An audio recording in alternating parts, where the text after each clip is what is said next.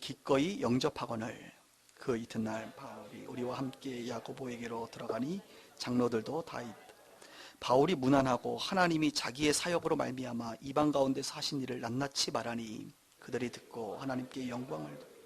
바울더러 이르되 형제여 그대도 보는 바오 유대인 중에 믿는 자가 수만 명이 있음 다 율법에 열정을 가진. 내가 이방에 있는 모든 유대인들을 가르치되 모세를 배반하고 아들들에게 할례를 행하지 말고 또 관습을 지키지 말라 한다음을 그들이 들었도다.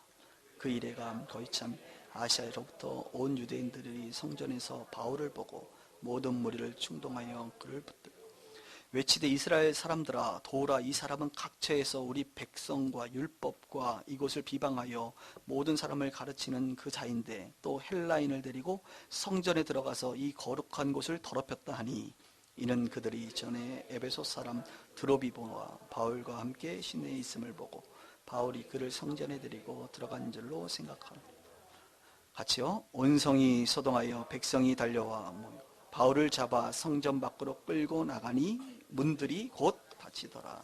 아멘.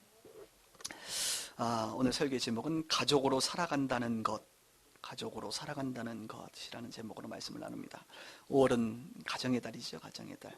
그래서 항상 5월 첫째 주가 되면 하나님께서 우리 가운데 허락하신 가정을 좀 생각하는 그런 시간을 갖습니다. 하나님이 세운 기관은 크게 두 가지가 있다고 그랬어요. 가정, 그렇죠? 여러분 집이죠. 집, 가정과 그다음 교회라고 하는 공동체입니다. 이번 주 목요일 날 3일 전이네요. 우리 어르신들 남이섬 다녀왔다는 소문을 제가 들었습니다. 이야, 좋으셨겠어요. 남이섬 다녀오셨고 또 우리 어린이들은 오늘 예배 끝나고 선물도 받았지만 오늘 분방 공부를 롯데리아에서 합니다. 롯데리아에서 아이들에게도 좋은 시간을 갖고요. 그런 걸로 딴지 걸지 마세요. 롯데리아 교회에서 가면 되냐? 가대요. 그리고 여러분 이번 주 토요일 날은 청소년들 저희 교회에서 청소년들 이제 그 비전 콘서트를 해요.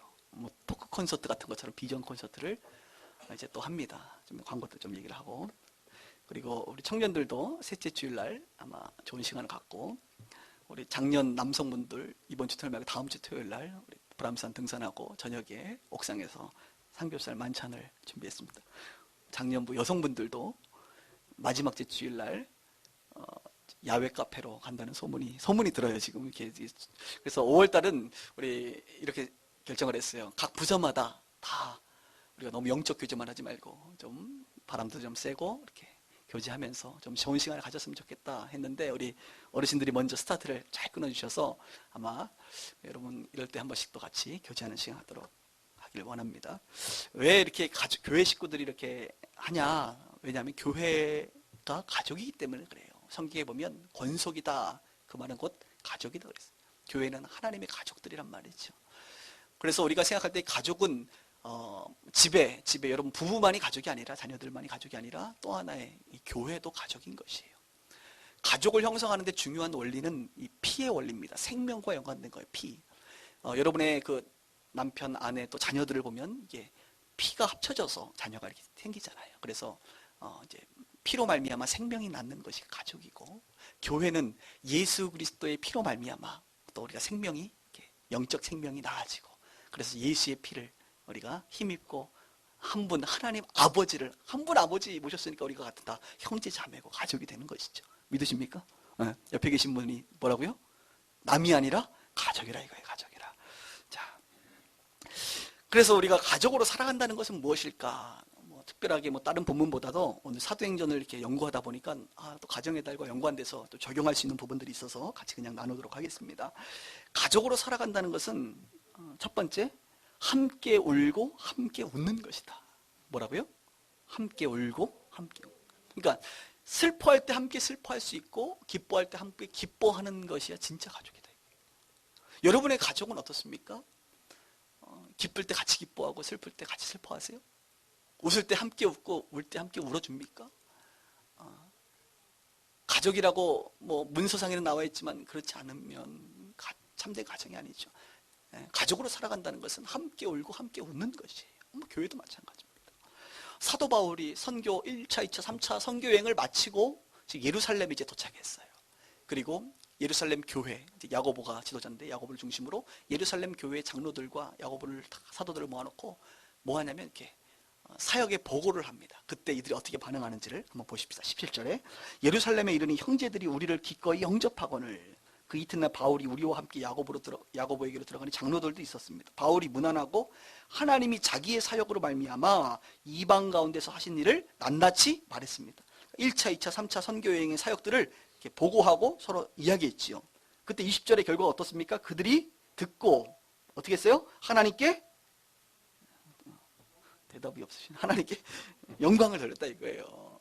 자, 여러분 바울이 자기의 사역을 이야기했을 때 모두가 듣고 함께 뭐 한 거예요 지금? 기뻐한 거예요. 하나님께 영광을 돌린 거예요. 와, 뭐 문화가 좀 어떤지 모르겠지만 막 나가서 숟가락 치면서 와 이러지 않았을까라는 생각도 들어요. 제가 중국 갔더니 결혼하신 분들 이렇게 피로연할 때 이렇게 뽀뽀하게 하는데 보니까 막 계속 막 젓가락을 막 치는 거예요. 왜 이렇게 시끄러운가 했더니 이게 지금 뽀뽀하라는 거야. 막 다들 기뻐해. 뭐 자기도 아니고 남자 여자 이렇게 둘이 이렇게 뽀뽀하는데 왜 이렇게 기뻐하시는지 몰라 다들. 막 하는 분들이 문제가 아니라 보는 분들이 이러고 막 기뻐해요. 그래서 야 그렇구나 이게 왜냐면 사랑하니까 가족이니까 막 같이 기뻐하고 그런 거죠. 바울이 하나님의 일들을 증거했을 때에 그 말을 듣고 예루살렘 교회가 바울이 남이 아니란 말이에요. 한 가족이다. 우리 형제다. 함께 기뻐하고 하나님께 영광을 돌리는 모습이 오늘 본문에 나왔단 말이에요. 반면에 이제 지난번에 20장에 보면 바울이 에베소 장로들을 모아놓고 밀레도에서 고별 설교를 하고 떠날 때는 어떤 일이 벌어졌습니까? 또 함께 막 울었잖아. 바울이 옥에 갇힌다, 핍박을 받는다 이 이야기를 들으니까 막 바울을 향해서 막 안고 막 입 맞추고 막 우는 거예요. 우는 거. 그렇구나. 하나님의 사람들 공동체 가족은 함께 울어주고 함께 웃어주고 함께 마음을 나누고 하는 것이란 말이죠.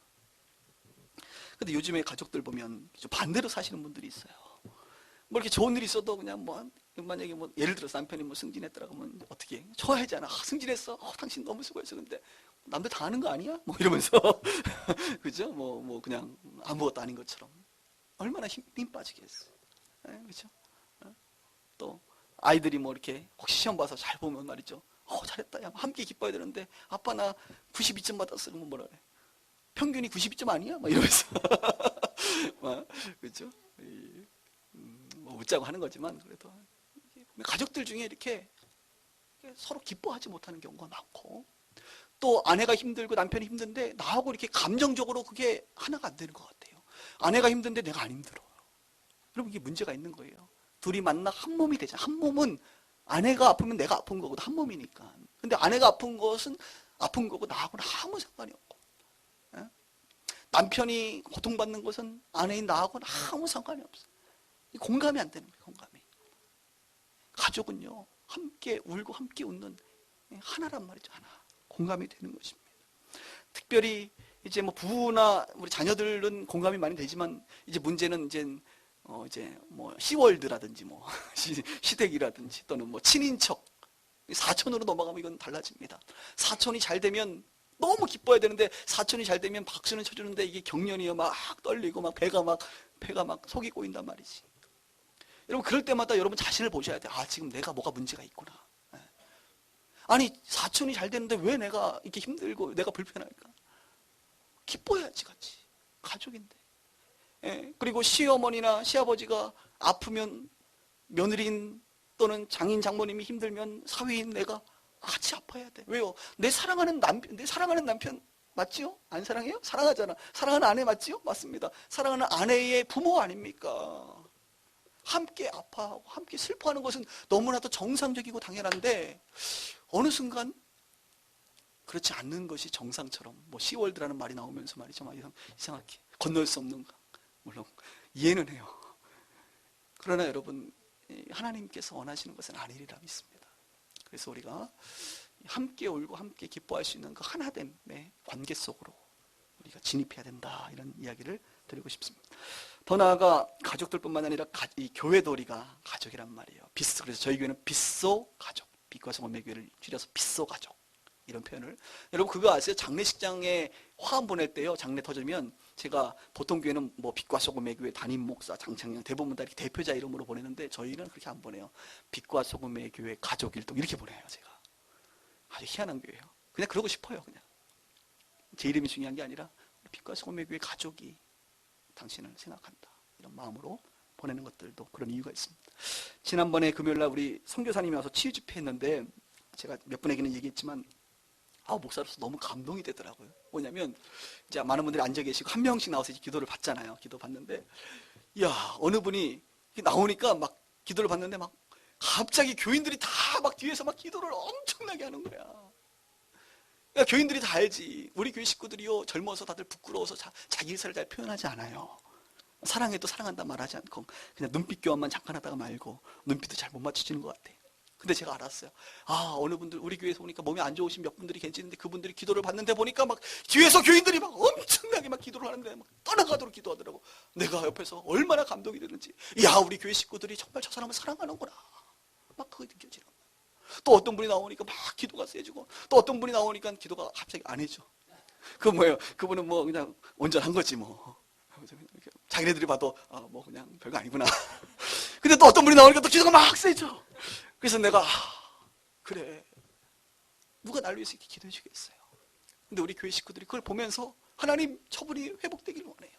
저분이 치유되기를 원해요. 막 이런 마음이 막 느껴지는 거예요. 제가 우리가 가족 맞구나. 함께 아파하고 함께 웃고 가족 맞구나. 이런 것을 최근에 경험하면서 주님께 감사가 됐어요. 모르지 뭐 기도받는 본인은 정신없어가지고 알는지 모르는지. 그러나 제가 보니까 그렇더라고요. 바울이 선교여행을 갔다 와서 이렇게 보고했을 때 많은 사람들이 기뻐했던 것처럼 제가 지난주에 중국 갑자기 갔다 왔잖아요. 막 입이 근질근질해서 안 될 것 같아요. 오늘 보고 좀 하고 함께 기뻐하시길 바랍니다. 굉장히 성경적이에요. 오늘 그대로 내용이. 중국을 올해 들어서 이제 3번째 갔다 왔는데 참 많이 갔네요.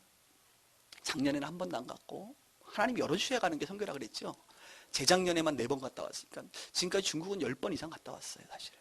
그리고 재작년에 선교를 갔다 오고 마지막에 제가 깨달은 게 있습니다. 이제 중국 선교를 어떻게 해야겠구나라는 것을 한 10번 이상 갔다 오니까 이제 감을 잡기 시작한 거예요. 제가 좀 어눌하기 때문에 감이 좀 안 왔어요. 뭐 사역을 많이 했어요. 이것저것 많이 했는데 이제 중국 사역은 어떻게 해야겠구나라고 하는 감을 이제 재작년에 마지막 갔다 오고 딱 잡았는데 그럼 난 그냥 열릴 줄 알았거든요. 근데 안 열리더라고요. 작년 한 해는. 그리고 이제 올해 좀 열리기 시작했는데 뭐 했냐면 이거였습니다. 첫 번째, 내가 할 수 있는 게 뭘까? 우리 공동체가 할 수 있는 게 뭘까? 첫 번째, 목회자들을 도시에 있는 특히 도시 목회자들. 지금은 중국에 옛날에는 삼자교회하고 가정교회만 있었는데 지금은 새로운 형태의 교회가 일어나고 있어요. 뭐냐면 도시교회라고. 현지에서 이번에 들은 말입니다. 삼자교회도 아니고 가정교회도 아닌 도시교회가 막 생겨져. 그래서 삼자교회 출신이 하기도 하고 또 가정교회 출신들이 가정교회는 아닌데 이렇게 도시교회가 막 생기는 거예요. 그 교회도 굉장히 중요한 역할을 하는 것 같습니다. 그런 것도 알게 되고. 그러면서 그 도시교회 목회자들을 잘 이렇게 목회를 잘 하실 수 있도록 섬겨줘야겠다. 이것이 있었고, 두 번째가 그 집회사역이죠. 영혼을 구원하고 영혼들을 회복시키는 일을 뭐 기회가 되면 해야겠다. 세 번째는 지금 중국은 우리나라 90년대처럼 대학생 청년들이 막 선교단체들처럼 막 불붙이 일어나거든요. 그들이 좀 일으켜 세우는 우리 젊은이들에게 도전을 주고 좀 이렇게 세우는 일을 해야겠다. 이 이제 3가지로 재작년에 딱 정리가 됐었거든요. 그런데 이제 작년에 아무 일이 없었고 올해 몇 번을 왔다 갔다 하면서 참 감사한 것은 그냥 결론으로 얘기하면 이제 하나님께서 일할 수 있는 통로들을 다 만들어 주시고 이제 다음부터는 본격적으로 일을 할 수 있겠구나라고 하는 확신을 이번에 갖게 되었습니다. 할렐루야. 얼마나 귀한지 몰라요. 그래서 앞으로 더 자주 갈 것 같아. 뺏기는 듯한 느낌이 같이 안 돼요, 여러분들. 원래 교회는 그런 곳이에요. 우리가 너무 안 해서 그렇지. 여러분들도 함께 가시고. 근데 이번에 사실 너무 힘들었어요. 왜냐하면 이 하나님이 기뻐하시는 일이다 보니 마귀도요, 이게 덩달아 뛰는데, 이제 중국의 상해에 있는 그 목사님하고 저를 못 만나게 하려고 하는 것이 깨달아졌어요, 제가 지금까지 해외 나가면서 한 번도 여권을 분실하거나 여권을 안 챙겨서 가본 적이 없습니다. 이거는 뭐 제 실수이기도 하지만, 당연히 그냥 있는 줄 알고, 공동역에서 이제 김포공항 갈아타면 이제 바로 가거든요. 공동역까지 가고 공동역에서 딱 내리는 순간 제가 여권이 없네. 이게 탁 떠오르는 거예요. 비행기가 기다려줍니까? 그냥 출발하지. 그러니까 이제 와서 교회에서 다시 챙겨서 가기에는 이미 너무 늦었죠. 그래서 뭐 이제 아내한테 전화를 했죠. 여보, 여권이 없네. 그랬더니 어떻게 할까요? 그래서 아무래도 내가 가면 못 간다. 그러니까 당신이 번거롭지만 여권을 가지고 택시를 타고 와라. 그래서 야, 택시를 타고 우리 아내가 정신없이 여권을 가지고 택시를 타고 김포공항에서 제외를 했어요. 그 맛도 좀 있더라고. 그 맛이 괜찮아요. 제외를 해서 되게 반갑대고 그렇게 해서 이제 갔고, 월요일날 이상하게 머리가 너무 아팠어요. 아침 일어나자마자 너무 머리가 아파가지고 제 전용 약인 타이레놀이라고 이제 두 알을 먹었는데, 보통 그러면 이제 가라앉거든요. 그런데 하루 종일 아파요. 하루 종일.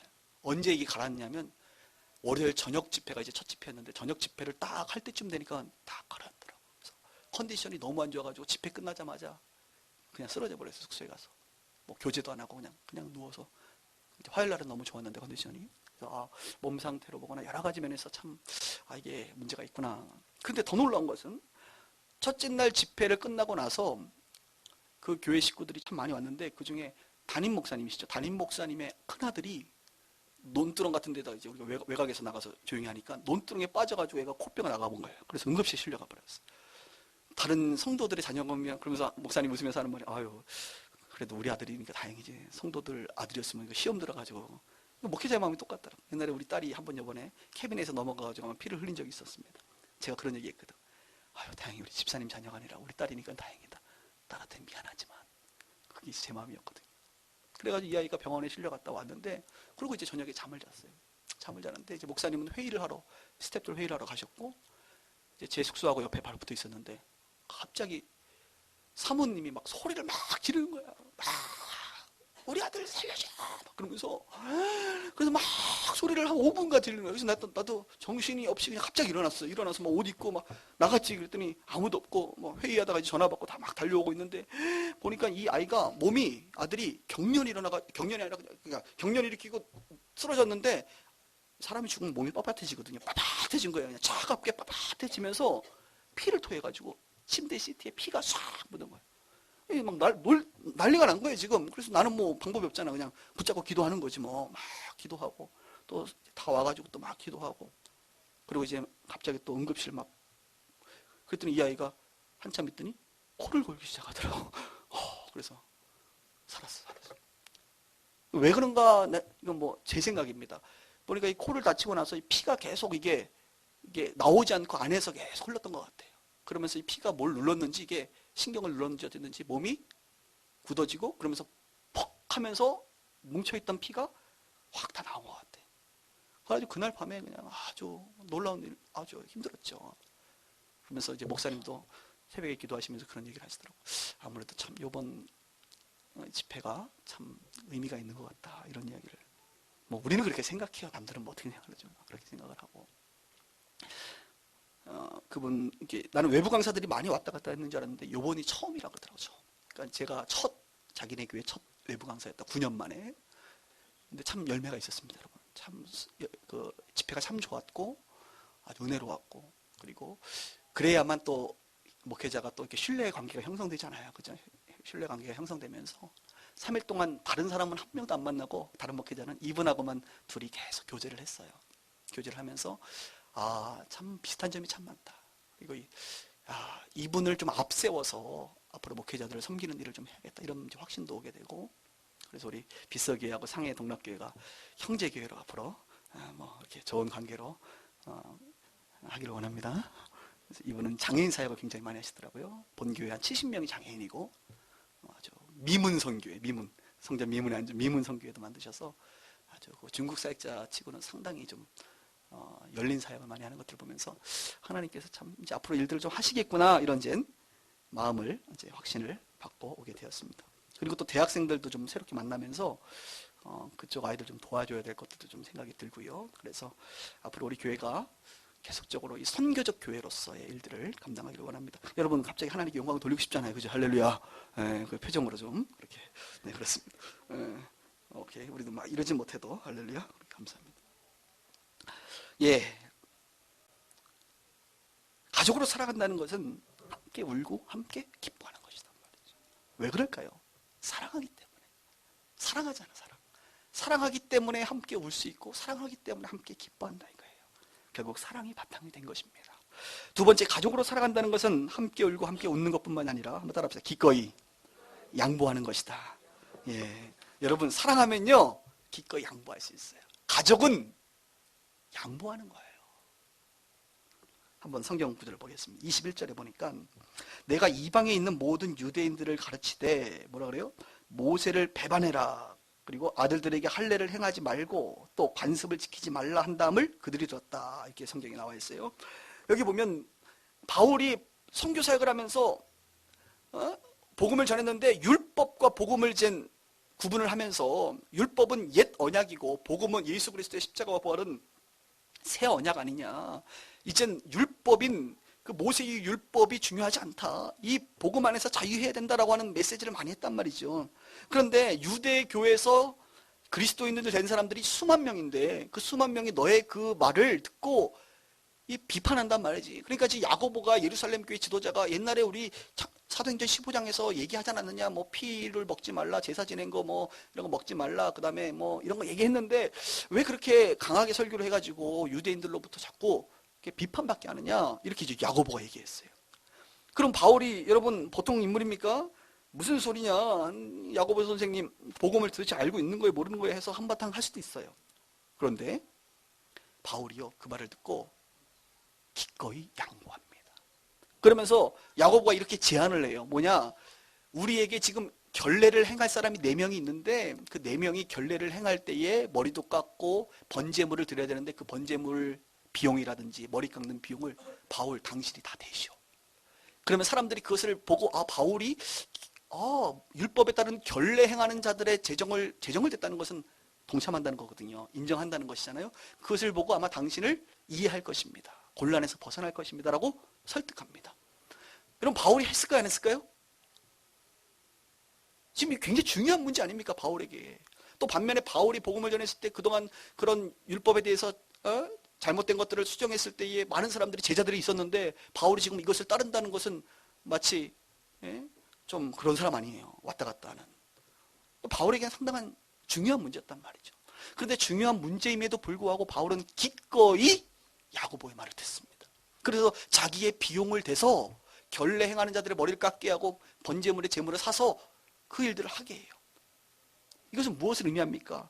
여러분 공동체를 생각한 바울의 모습인 거죠. 나하고 좀 신학이 달라도 나하고 좀 상황이 달라도 내가 중요하게 생각하는 것을 굉장히 중요한 부분이긴 하지만 이게 지금 문제가 좀 있구나 라고 판단되어질 때 중요하지만 기꺼이 양보하는 거예요. 중요하지만. 왜? 그것이 구원과 관련된 본질은 아니기 때문에. 본질의 문제는 아니기 때문에.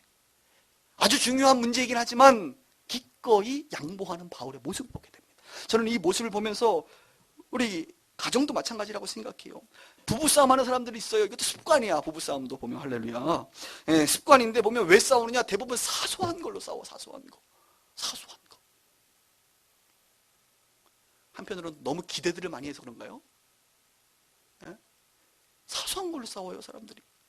목사님 우린 사소한 걸로 안 싸워요. 그렇죠. 근데 중요한 걸로 싸우는데 본질은 또 아니야. 그죠? 중요한 문제로 싸우긴 싸워. 근데 본질은 아니야.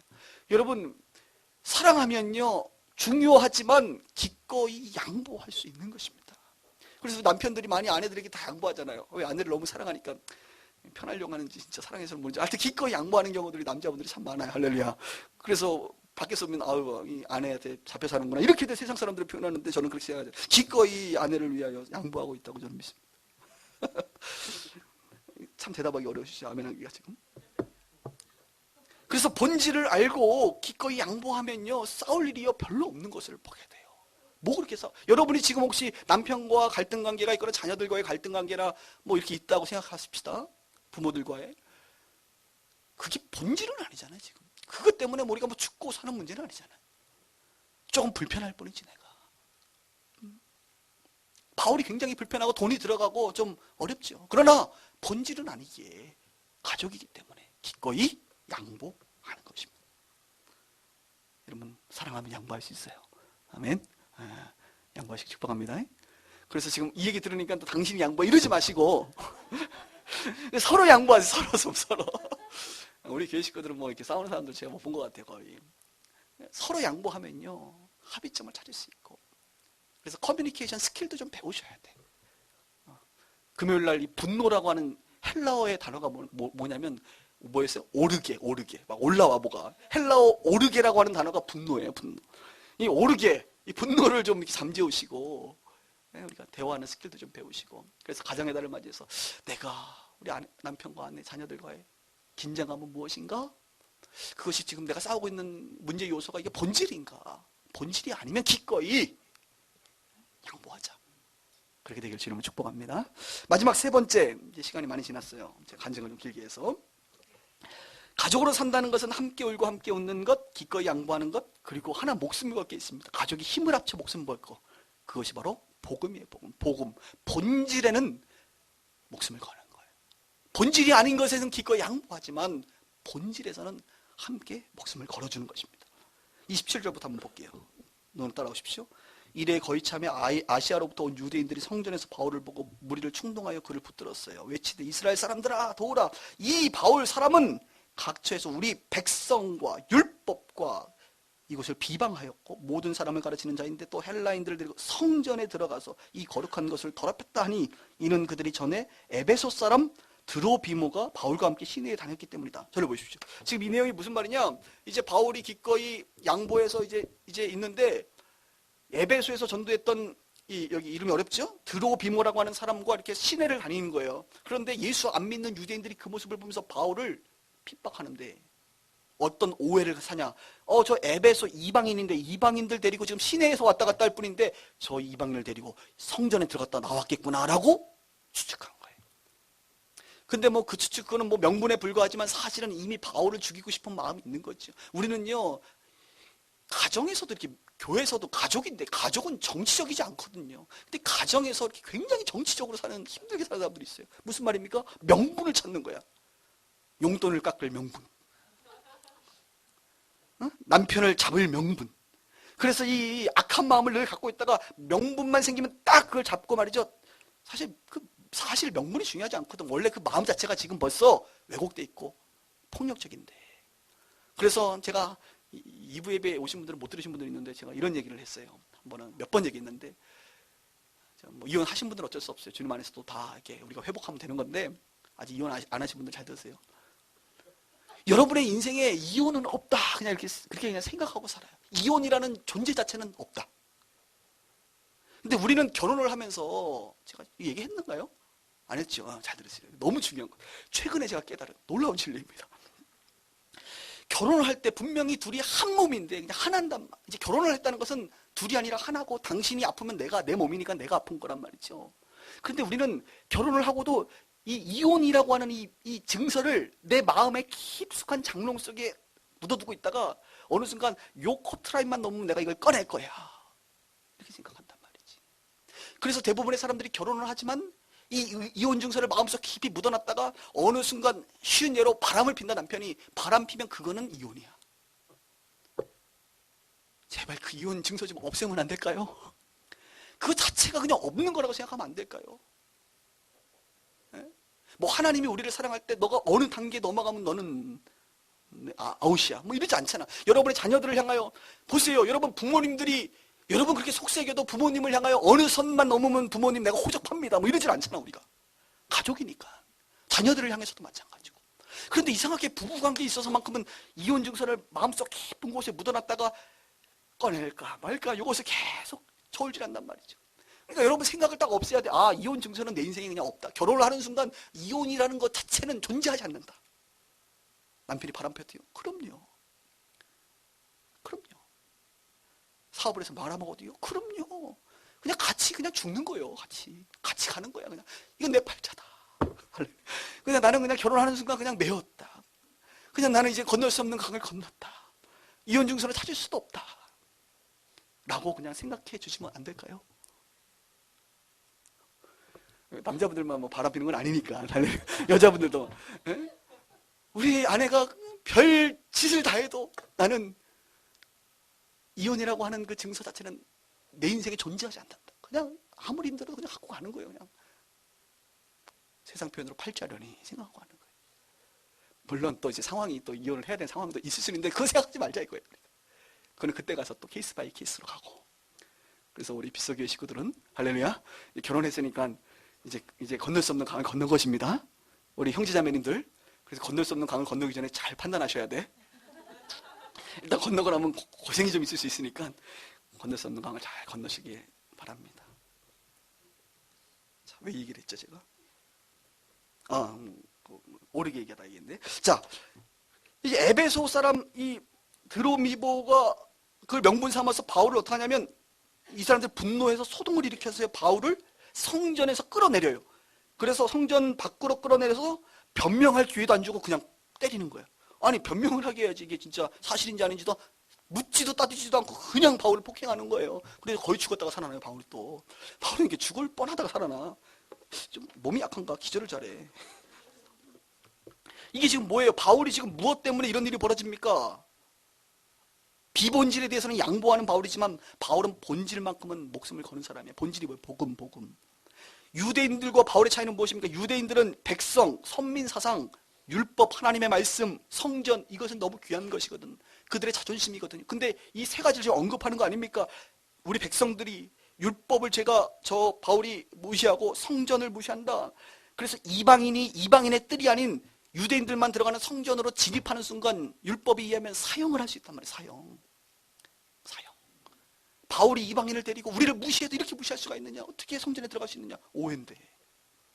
결국 그래가지고 말이죠. 바울을 죽이려고 하는 거예요. 잘 들으세요, 여러분. 우리가 가정과 연관돼서 좀 한번 이야기할 때, 우리 가정이 본질, 이 복음이라고 하는 본질을 위하여 목숨을 걸어야지 비본질에 너무 목숨 걸고 살고 있지는 않는가. 자녀 교육은 너무 중요합니다. 저는 개인적으로 딸 이제 뭐 하나고 또 우리 교회 식구들이 다 자녀들이니까 딸 하나를 위해서 저는 기꺼이 자녀 교육에 대해서 중요함을 저는 인식하고 있어요. 정말로 저는 잘 키우고 싶어. 왜? 하나님이 나에게 맡겨준 자녀잖아. 맡겨준. 잘 키울 수밖에 없는 거예요. 그걸 뭐 대충 할 수가 없는 거예요. 잘 키우고 싶어요. 그런데 우리 자녀들을 교육할 때에 이 유대인들처럼 세상의 백성들, 그죠? 성전들, 율법들의 가치를 따르게 하는 부모들이 있고, 바울처럼 그것이 아닌 복음을 위하여 복음의 가치를 따르게 하는, 양육하는 부모들이 있단 말이에요. 이게 뭐 백성, 율법, 성전이 무엇입니까? 지금으로 따지면 돈이라든지 명예라든지 권력 뭐 이런 것들 아니겠어요? 편안함, 세상적 높은 자존감 뭐 이런 것들을 위해서 끊임없이 투자하고 그것만을 위해 살게 하잖아요. 그런데 우리가 알고 있는 본질은 무엇입니까? 복음. 이 아이들이 세상에서 잘 나가는 아이들이 아니라 예수 그리스도의 복음에 붙잡혀서 하나님께 쓰임받는 천국 일꾼 되게 하는 게 우리의 본질 아닌가요? 제가 줄기차게 강조하지만, 그래서 요즘은 우리 하나님이요, 난 너무 슬플 것 같아. 학원보다 밀린다니까. 학원 선생님의 말보다 하나님의 말씀이요 밀려요. 요즘에는. 학원 중요하지. 내가 중요하지 않다는 게 아니거든요. 하나님이 축복하면 그 인생 되지 않겠어요? 저 그 믿음이 있었으면 좋겠어요. 수능 몇 점, 좋은 대학 뭐 이것도 중요하지만 그것보다 이 아이들이 이제 커버리면요 우리가 양육할 수가 없거든요. 근데 크기 전까지는 그리스도의 복음으로 이 아이들이 잘 자랄 수 있도록 우리가 해야 되는 거 아니겠습니까? 오늘도 대표 기도하신 분도 그런 부분을 기도했는데, 이 아이들. 세상 사람들이 중요하다고 생각하는 가치가 아닌 우리가 알고 있는 그 존귀한 가치, 복음을 위하여 이 아이들이 살아가도록 해야죠. 또 하나 무엇입니까? 부모님들 우리 생각해 보십시다. 여러분, 부모님들 구원 문제 중요하지요. 그것처럼 중요한 게 어디 있어요? 본질이잖아요. 구원의 문제는.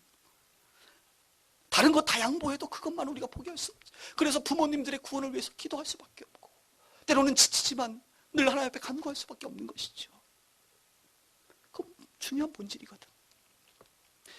저는 어제 사실 저희 아버님 이제 추도 예배가 있었어요. 이제 12년 돌아가신 지가 되셨는데, 제가 사실 우리 형제들 중에서 막내입니다. 사촌 형님도 계시고 저희 형님도 계시고 어제 다 모였어요. 보니까 이제 큰아버님 이제 76세 되시고, 큰어머니 계시고, 저희 어머니 계시고, 이제 손주들이 이제 한 6명이 다 있는데, 뭐 제가 뭐 이제 막내니까 제가 뭐 어떻게 뭐 나설 수는 없잖아요. 그러나 또 목사니까 추도 예배 드리는 거 알고 시간 되면 옆에서 분위기를 우리 형님이 잡죠. 아, 그래도 예배는 드려야지. 우리 제사 지냅시다. 자, 교회 제사 지냅시다. 모이세요. 다 모인 거예요. 또 이제 큰 집 식구들은 교회를 안 다니거든요. 내 마음에 그들을 볼 때에 안타까움이 없겠습니까? 그래서 목사로서 제가 그래도 목사니까 이해하시고 자 예배 드립시다 하고 찬송 뭐 불렀는지 아십니까? 천국에서 만나보자. 그러고 그 찬양하고 나서 그랬어요. 우리 큰아버님 동생 우리 장상용 우리 동생 만나고 싶죠. 천국에서 만나고 싶잖아요. 만나고 싶지. 한 인간을 그래도 가족이라고 사랑해서 우리가 시간을 내서 다 모인 거 아니에요 지금.